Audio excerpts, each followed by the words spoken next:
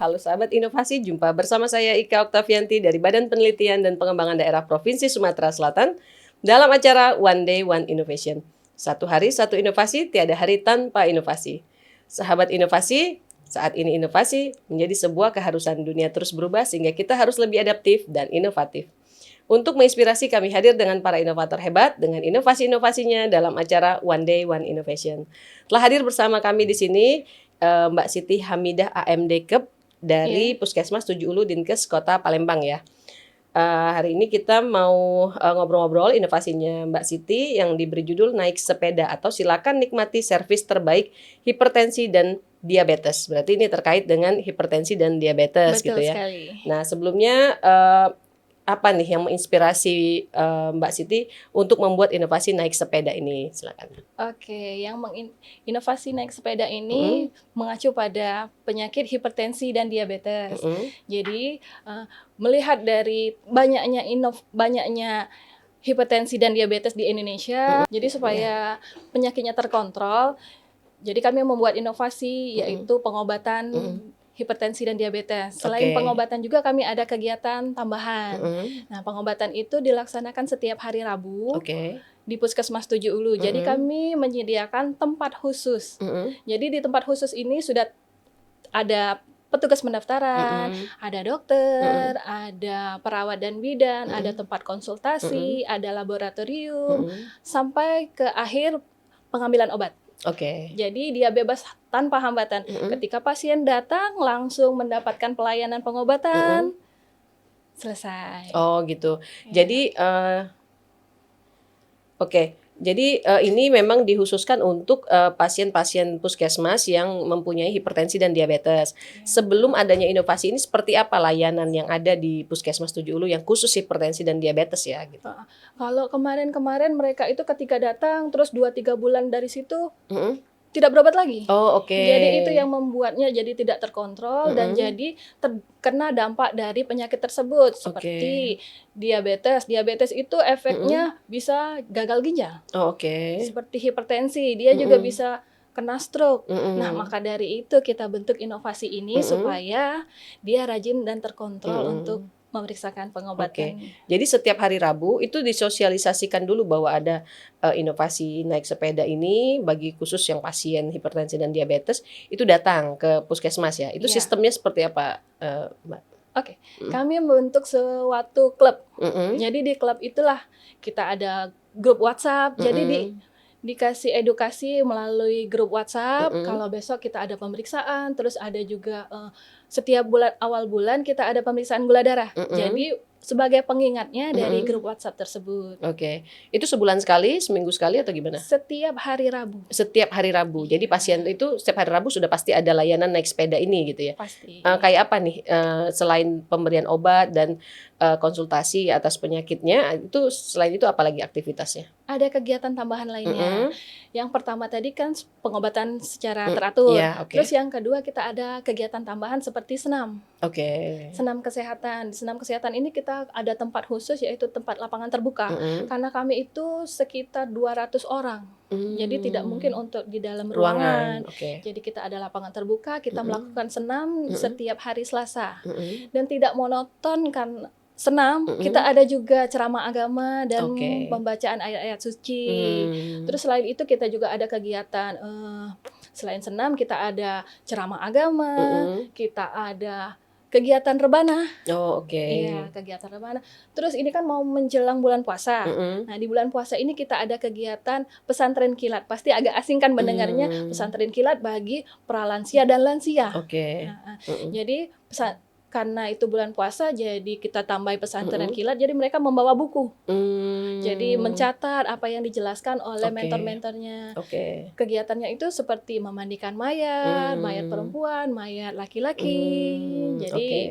Jadi ada tambahan kegiatan gitu ya, selain berobat ke puskesmas gitu. Itu salah satu cara untuk menekan hormon kortisol. Hormon kortisol adalah hormon stres. Jadi kalau kita punya penyakit, terus stres dengan kegiatan sehari-hari, maka penyakitnya malah tambah jadi kan.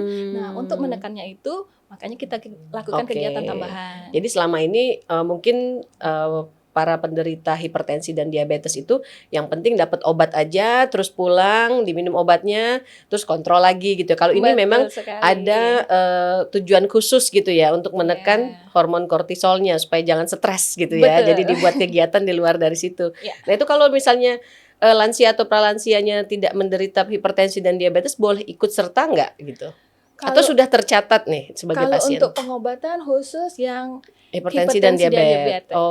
Tapi kalau untuk kegiatan tambahan seperti senam, kegiatan pesantren kilat ataupun rekreasi, boleh. Itu gratis. Gratis. Gratis untuk pengobatan, tapi kalau untuk rekreasi kan mesti ada pembayarannya gitu di luar dari pengobatan gitu ya. Nah, ada nggak dampak yang sudah dirasakan sama pasien atas adanya inovasi naik sepeda ini? Banyak sekali di antaranya. Kalau di awal-awal kami memulai kegiatan ini, ada sekitar 90 orang dan yang mempunyai indikasi untuk dirujuk lagi ke rumah sakit itu ada sekitar 30. Tapi kalau sekarang dari 200 peserta yang mempunyai indikasi untuk dirujuk itu cuma 15. Jadi sangat-sangat menurun ya itu persentasenya gitu ya. Itu memang ada karena memang dampak dari adanya inovasi naik sepeda ini berarti ya. Alhamdulillah. Jadi stresnya berkurang gitu. Iya, betul. Nah, ini dari mulai tahun berapa nih diimplementasikan? Ini dari tahun 2019 tapi udah karena lama ya.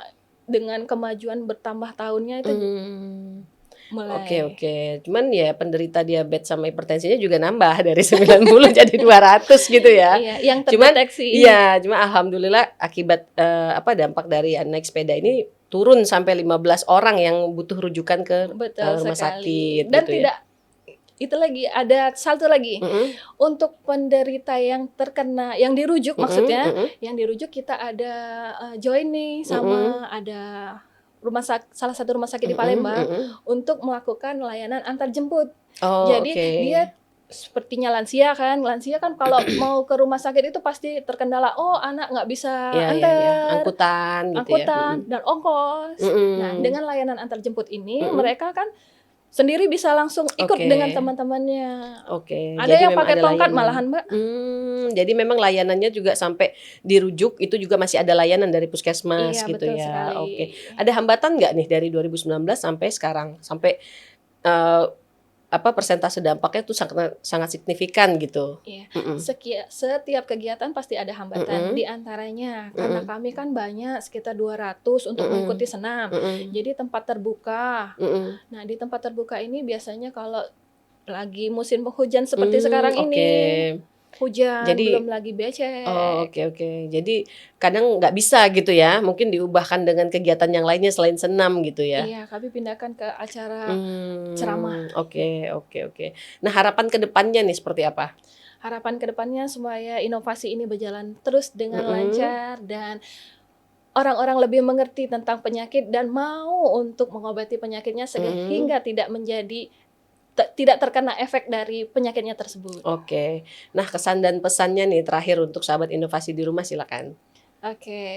Untuk semua, ayo berobat supaya tidak terkena dampak dari penyakitnya tersebut. Ucapan terima kasihnya. Terima kasih kepada Bapak Gubernur, Bapak Wali Kota, Kepala Dinas Kesehatan Kota Palembang, Kantor BPJS Kesehatan yang sudah mengcover kegiatan kami. Pimpinan Puskesmas 7 Ulu, beserta staf dan masyarakat yang telah mendukung inovasi kami. Terima kasih sekali lagi Mbak Siti atas ngobrol-ngobrolnya tentang inovasi. Mudah-mudahan inovasi ini bisa berkembang terus ya.